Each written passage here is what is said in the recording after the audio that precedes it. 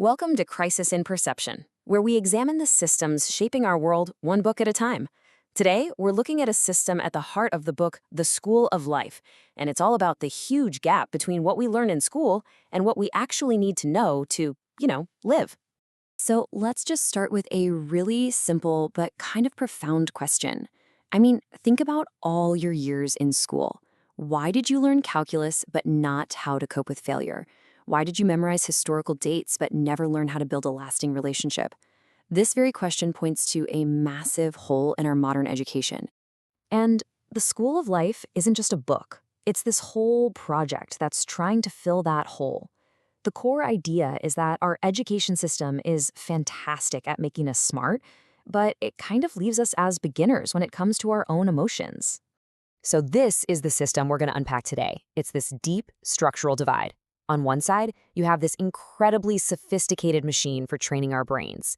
And on the other side, well, for our emotional education, there's pretty much nothing. We're left to figure out all the hard stuff completely on our own.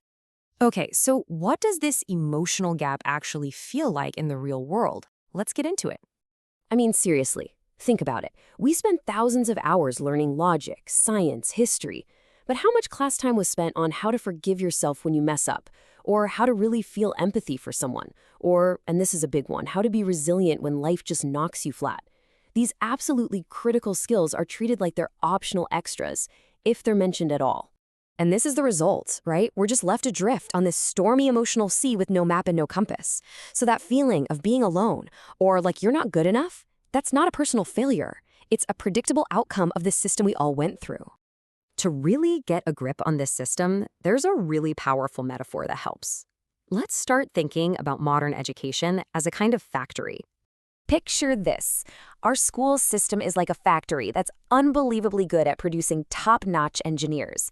It churns out people who can build skyscrapers, write code, solve the most complex problems. But here's the catch.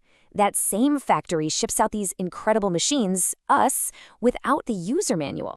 So from one point of view, the factory is a massive success. It does exactly what it's supposed to. It produces a very specific product, minds that are trained for analytical, technical work. It's designed to build a workforce. But here's the defect in the design. By being so laser-focused on thinking, the entire world of feeling gets left behind. And this isn't an accident. It's actually a feature of the system. The factory just isn't built to deal with emotional skills, so it doesn't. Simple as that. So what does this actually mean for us, day to day? What happens when a whole society is made up of people who graduated from this factory?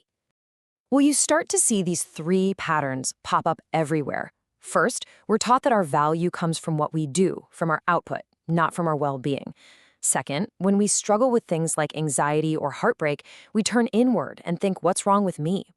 We see it as a private failure, not something the system never prepared us for.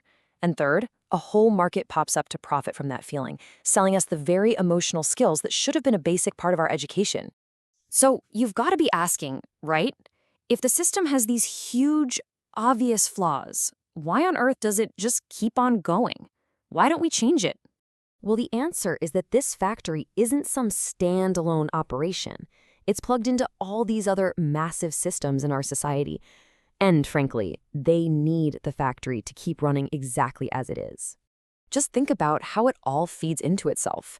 Modern work culture, it's hungry for those purely cognitive skills the factory makes.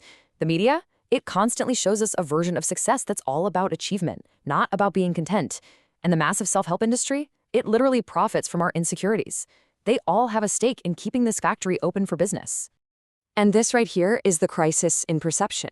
We see a structural problem, a problem with the whole system, and we mistake it for a personal weakness.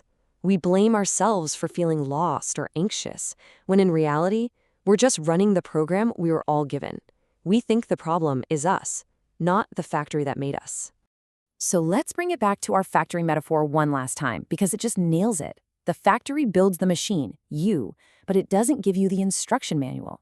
And this creates a huge vacuum, and other industries are more than happy to rush in and sell that missing manual back to you, one expensive piece at a time. For a longer audio-based analysis of this topic, see the deep dive linked in the description.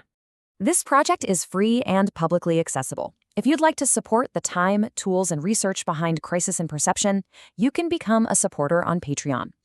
If you enjoy this kind of systems-level analysis, please like, subscribe, and comment with books or topics you'd like us to explore next.